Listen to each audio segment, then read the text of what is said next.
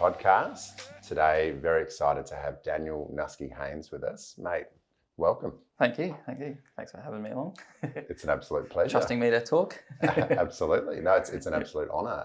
Daniel, you're a very valued member of our sales team and generous. at time of recording. No, Yeah. And mate, you've had an extraordinary start to your real estate career. Yep. Obviously, for those of our audience that haven't met you or haven't had the pleasure of speaking to you yet, tell us a little bit about your background and what led you to join Nitschke. Yep.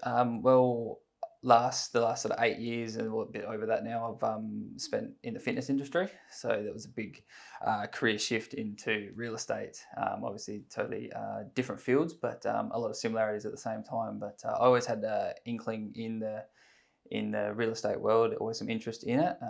Obviously, living in a house, you're interested in it. So one of our your clients of ours. I was one of your clients, back in the day. Tenant and obviously purchaser. That's it, yeah. So, tenant, purchaser, done it all. So, back in the day, there was just a decision to be made whether I went into the fitness world or my other option was real estate world. Yeah. I went with the fitness world at the time.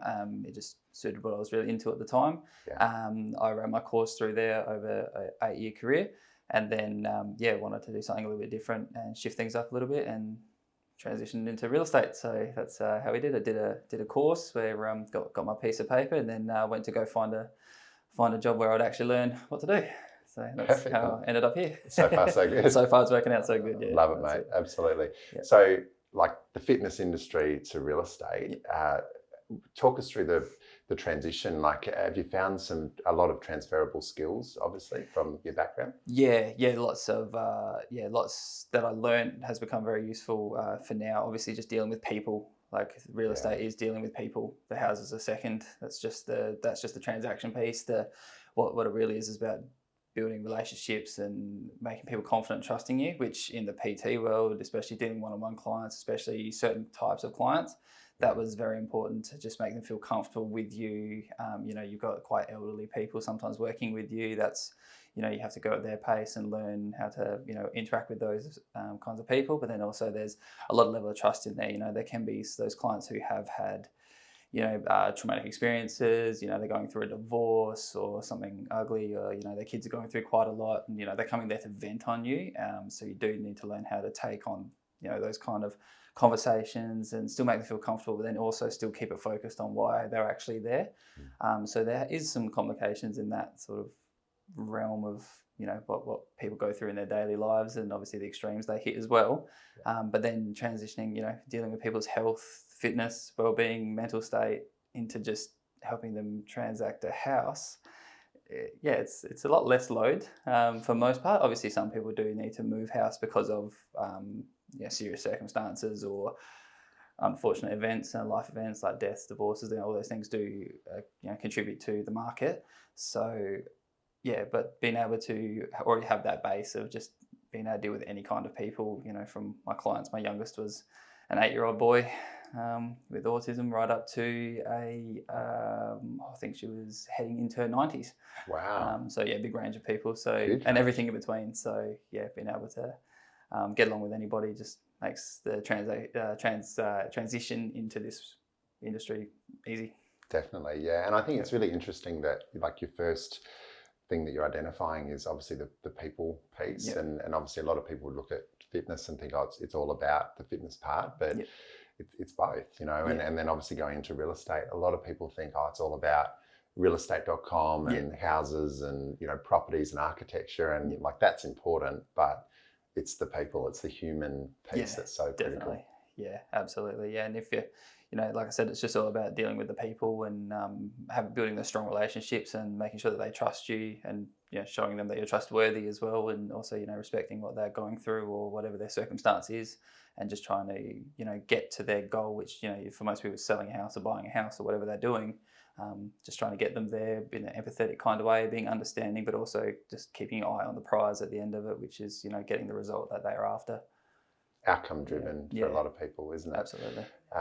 Mate, I've been so impressed. I mean, it's been such a privilege to be working alongside you and see your career unfold. And we're only speaking earlier today with your first appearance on the Nitschke podcast, first of many, I'm sure. We'll be able to kind of document your journey. But what do you attribute your, I guess, success so far, like from starting as someone that's never worked in the real estate space to now listing, selling, you've got a following of clients. What's been your tips for success so far? Landing somewhere that's going to educate you and help you along the way. I think hearing some stories about people who have started industry and hearing just basically here's a database or go get a database and good luck, no real guidance. I've done a couple of things where you do your study to get your piece of paper, but really that's such a minuscule amount of information. That's what the real day-to-day is. So it's really learning on the job, which I think any job is like that. You don't get a real taste of it until you're doing it. And that's where this is coming really well. Like, I've been educated more in my first few weeks of being here than a whole lot of study online. Having a bit of guidance, mentoring, and all that kind of thing has been super, super helpful. And also just having people that can expose you to the market and to people. And I think for me, one of my strong things is having just a sort of approachable personality and just being able to get along with anybody has attributed to that a lot. But first and foremost, it comes down to having a good team environment. I had a good team environment in my previous industry. They were the best. They were just really good. Everyone, it was like a little family hub, and then being able to just jump into the real estate equivalent of that. Just it's another family hub here. So we can lean on each other and help each other. And I've said to clients, we're not a dog eat dog office. We're a dog feed dog office. We kind of help each other out as opposed to competing against each other too much. We compete in a friendly way, but not in a going to detriment the other person kind of way. It's a bit of a, I can razz you up a bit because I've got 2 in a row today and, you're having a bad day on the phones or something, we can, a bit of banter always helps. But being able to, being open to being taught as well, I think is important to any success in anything. Yeah, and I think, thank you for saying the nice things about our business. Yeah, good. Did I get that script right? Yeah. Okay, There was good. a couple of things we missed, but we'll pick them up. Oh, that's all right. So. Yeah. No, but genuinely, I think, look, we definitely try to provide that, but I think you can provide that as a business. But if the team member then isn't coachable, the words you're using there is great, and they're not likable as a person in the community, not actually connecting with clients that you're meeting along the way. And also, like you've worked very hard and across your whole working life, but certainly in real estate. Talk us through, like, starting in real estate. If anyone's looking at this going, gee, I wouldn't mind being in real estate. What is that like? Even with a great business helping you, but for you individually, it's tough. Yeah, a bit of a like I said, just the transition to a completely different world. Like, this was my first ever like office job, I guess. If we still get out and do things client face to face and get out of the office and do appointments and things like that. But my first real time, relying on a computer, really, which is was a learning curve with me. But just making sure you, for me, it was just under the guidance, just making sure that you do the jobs that need doing, do the things that are tried and true to produce results, which is just like hitting the phones, making sure you're on the calls, getting people to know who you are, just building connections one at a time. Like, even if you just make 1 or 2 good connections in that day, a nice real conversation with someone, even if they're not transacting, in the next 12 months or anytime soon, it's just a nice conversation that you don't know that their relative friend or whatever is about to come up to them and go, oh, I'm thinking of moving house. Well, I just chatted to this really nice guy on the phone yesterday for 10 minutes or 5 minutes or whatever. You don't know the impact you can have. So I think just always making sure when you are trying to reach for those, really good conversations and interactions with people, just really delivering, who you really are and true to yourself, but also just listening to what they have to say and, taking everything on board that they're saying in their situation, because that's important for either now, future, or, a long time down the track, or whoever they might know. So, in terms of doing the work, you just got to do it. Just like anything, if you want something, you got to just go for it and just do it. Don't dilly-dally around. You can write all the to-do lists in the world, but until you start knocking off actually crossing them off, it's just a to-do list. Spoken like a true personal trainer. That's just do your reps. Just do it. Just lift the weights, man. That's it. Just do it. I think some company says that. I don't think they've trademarked it. No, they don't know it. Yeah, that's it.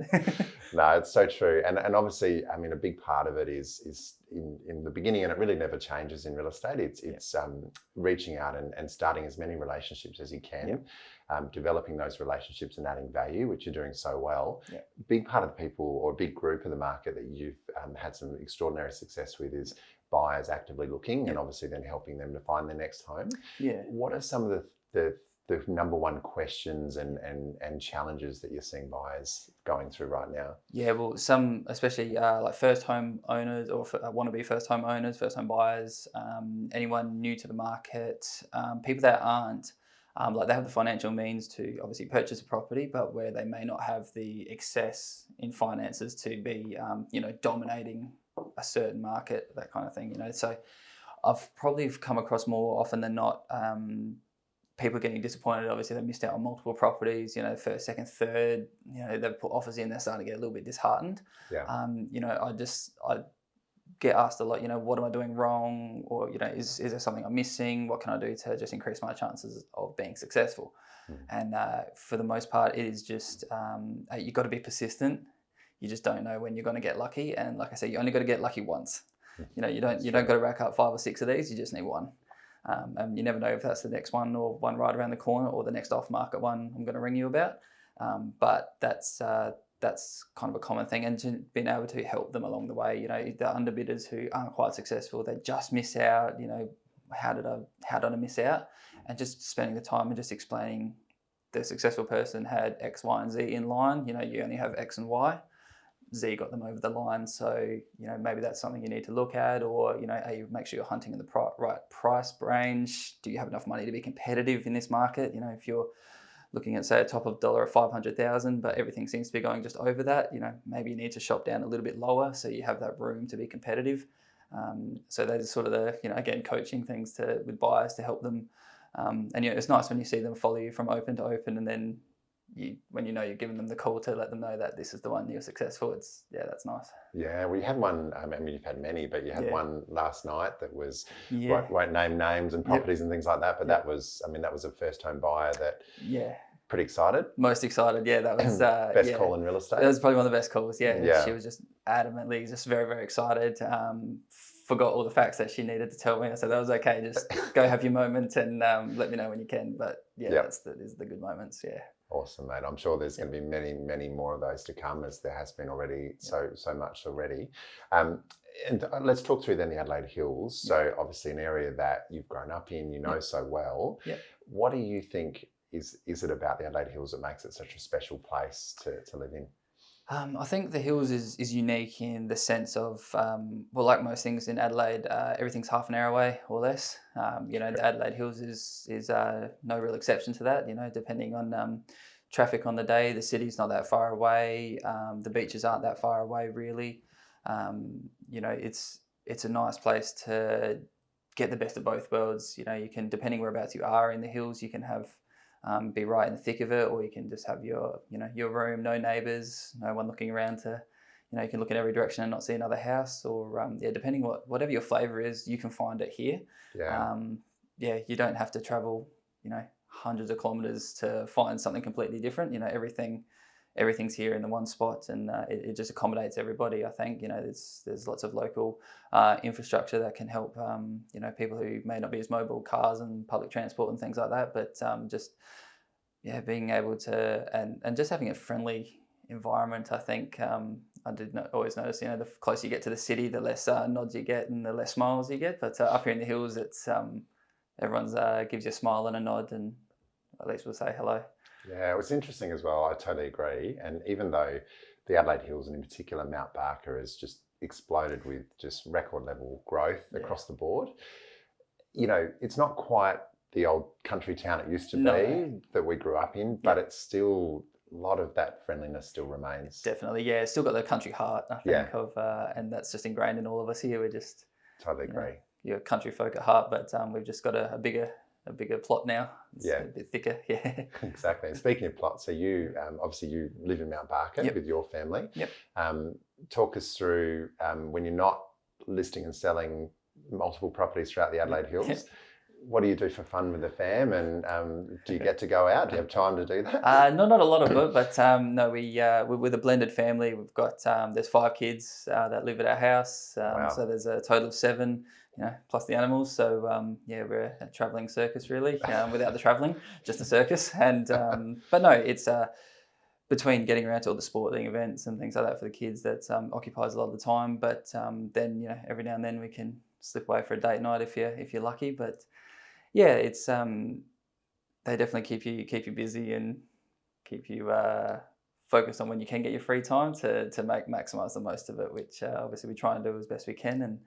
And it's they definitely keep you very, very flat out, which is a good thing. But every day's an adventure. Every day's an adventure. You never know what's going to bring until they will open their eyes and see what's going on. And tell you what's going to happen. Yeah, tell you what's going to happen. Yeah, that's it. So on the rare occasion, and I'm in the same boat, so I can, not with 5 kids, but with the lack of ability to go out as much as I'd like to. But when you get to do that, where would be your number one choice, or a recent restaurant that you thought, gee, that's been good? Well, just recently, last date night. So recently might be a 6 stretch. months ago. Yeah, 6 months ago or so. So as far as I know, it's still there. But no, my wife and I had a lovely lunch day at Howard's Vineyard in Nairn there, which is really nice and close to home. And there was public transport that gets you to and from. So that may have aided in that. So that was quite nice there. Yeah, so there's there, and even if you just do get a spare moment, we do nick off, even with the kids, just up to the local parks and just let them run around and burn off that energy for us. So it's a nice place to just be around. Yeah, well, even a great choice with Howard's, couldn't agree more. Yeah. But even with where you're based in Mount Barker, you've got the linear trail and wetlands and everything so close by. It's pretty good, really. Just to get it's out just and right about there, with just kids. to walk out the door and load up on the bikes and things, and off you go. Perfect. Mate, it's been so good to catch up with you on the podcast. We spend a reasonable amount of time together, but it's nice to capture it on camera. That's it. Yeah. Look forward to seeing you on another episode of the Nitschke podcast very soon. Looking forward to it. Daniel, thanks, mate. Thanks. Cheers.